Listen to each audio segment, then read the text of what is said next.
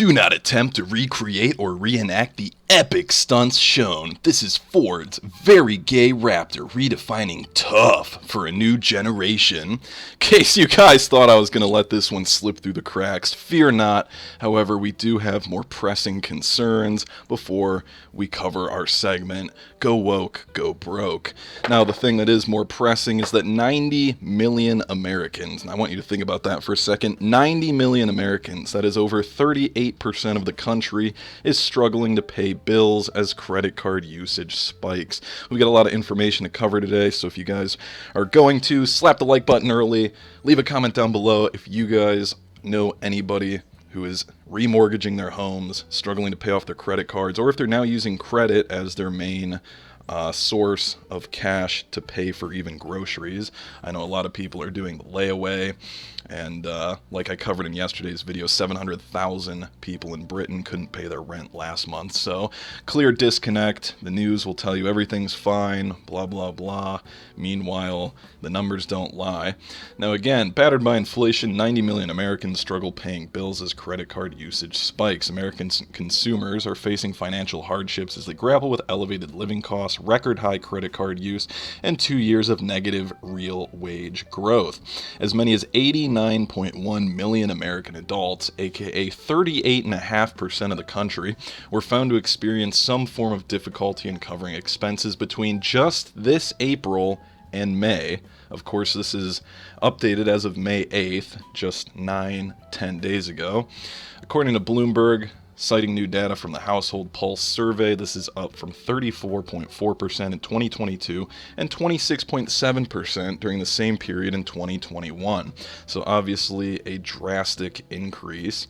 Now, getting down here, difficulty paying for usual household expenses is predominantly affecting the Southwest, especially along the coastal areas.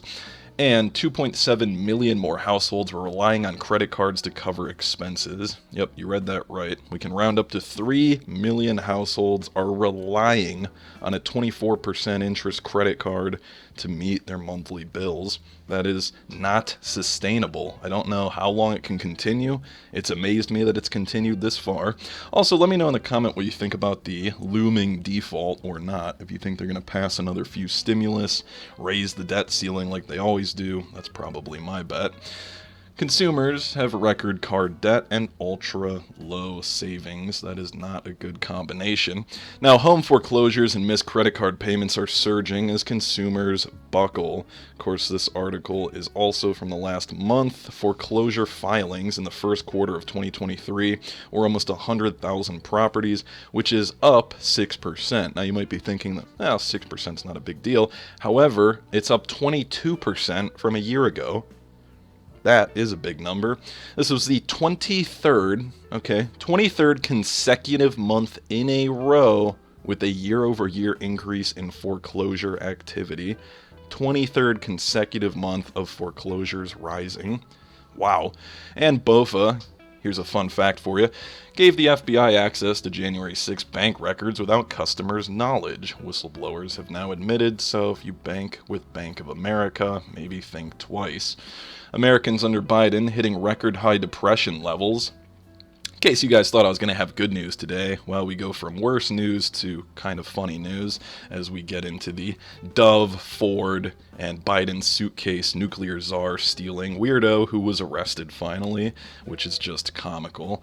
But you read that right. We are now up to 28.6% of Americans saying they've suffered from depression at some point. And in February 2023, the rates were 17.8% and 29% respectively.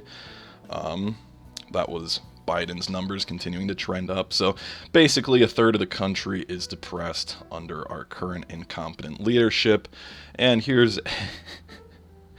oh, when will it end? You know, I heard a funny one yesterday too. It was, well, if Lizzo is so beautiful, why don't we start comparing women and our spouses, if they're woke, to the beautiful Lizzo and see how they react. And then when they freak out, we can make the argument, well, I thought Lizzo was supposed to be beautiful.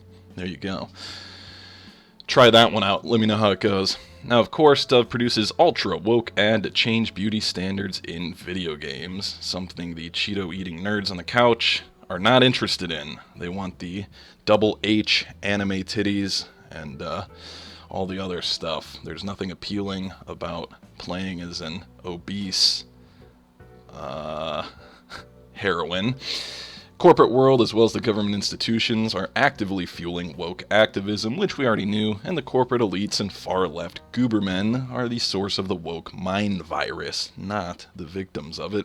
Of course, Bud Light takes a massive profit hit after jumping into an ad partnership with a man that thinks he's a woman, and then see a competing company like Miller Lite make a similar woke mistake. And now we have Ford, too, which, like I said, we're going to get to next. Now, here's the newest ad by Dove, which is pretty laughable. You can tune in here, or skip a minute ahead.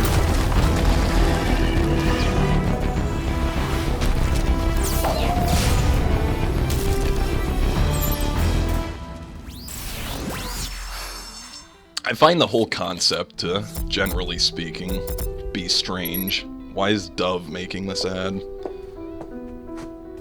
Is it because gamers don't shower enough? I don't know. And I jokingly say that as someone who thoroughly enjoys playing the Witcher series.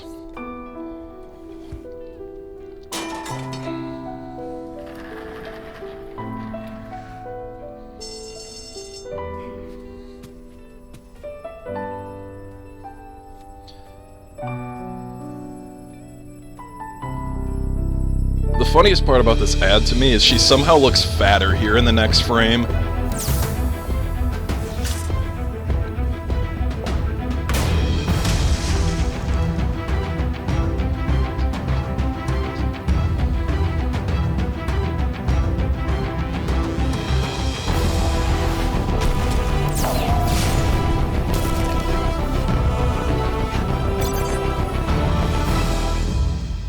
Let's make virtual beauty real. Sure, okay. Here is the actress that they modeled this after, so let me know respectfully. Okay, keyword here, we don't want to get another strike on the channel. I already have one of those. I can't afford a second one or I'm going to get suspended for a week.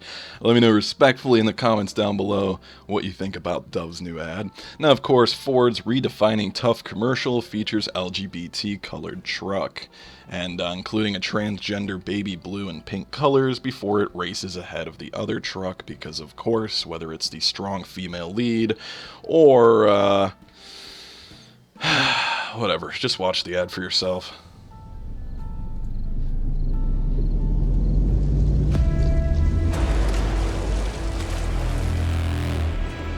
At first I didn't know what the ad was, and I was like, oh, that's kind of cool.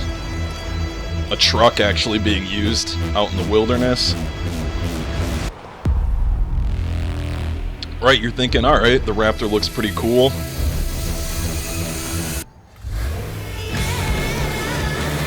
Then the music, I'm instantly turned off.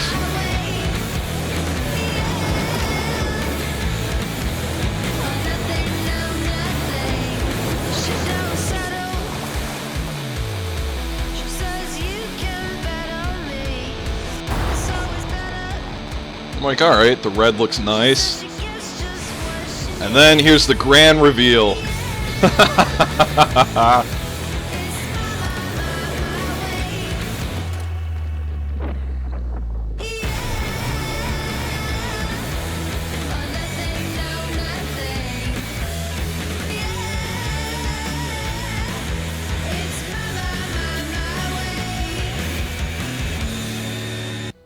I just love the wording for it. Ford News Europe. Okay, look, this is their official channel, so before YouTube tries to censor me down, this is literally Ford News Europe, their YouTube channel, and the title is literally Ford's Very Gay Raptor Redefines Tough for a New Generation. That was the title that they chose that they thought would sell this truck. Let me know what you think about that. And here we go. Hang on, let me cue the clapping.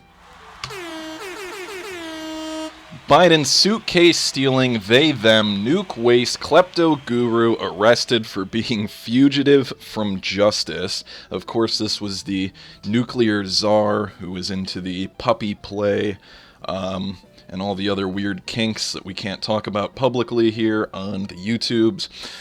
Again, that was the nuclear waste guru, Sam Brinton. He has officially been arrested and is a fugitive from justice, or was priorly to being detained. Now, Biden's Department of Energy is a nuclear waste official. Brinton's career. He crashed after he was accused twice last year of stealing airport luggage, then found guilty in both incidents. Brinton is being held on a no-bond status awaiting an extradition hearing. Here's the funniest one. You guys remember this famous picture? Well, my name is, I'm going to butcher this, Ayakas Kamsin Tanzanian, a fashion designer based in Houston, Texas. I lost my bag in 2018 in DCA. Recently, I heard the news on Fox News about Sam Brinton's luggage issue. Surprisingly, I found this image. Wore my custom-made outfits, which was in the lost bag in 2018. So there you go.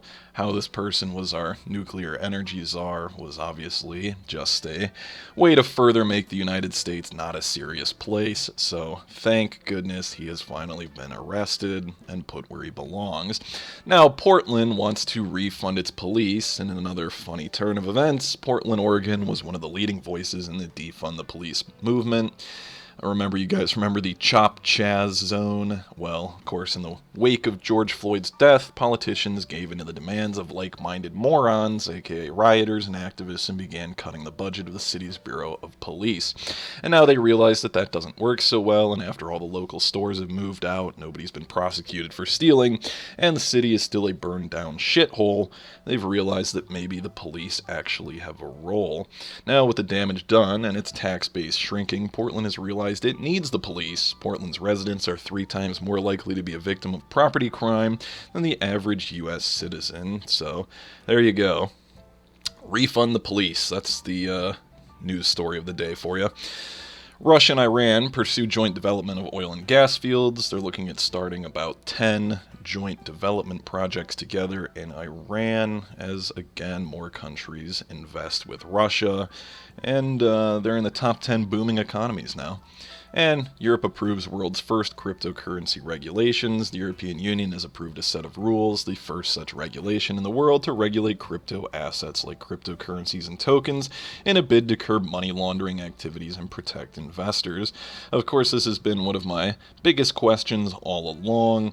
Is crypto actually useful when it's not really decentralized? And once they let the central banks in on it for, well, not the central banks, but they let banks start gambling on crypto futures, I knew that once it was tethered to that, I mean, there you go.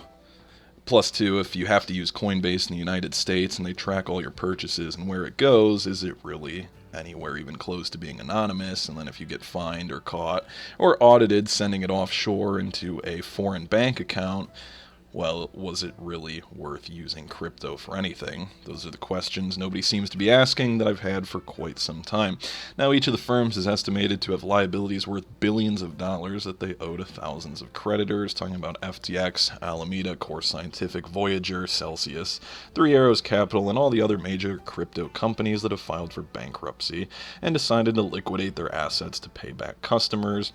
And the approval of these new rules was by 27 EU nations, so it'll be very interesting to see where the future of crypto ends up, and by future, within the next 6 months. So if you guys learn anything new, leave a comment down below, hit the like button, subscribe, catch you guys in the next one.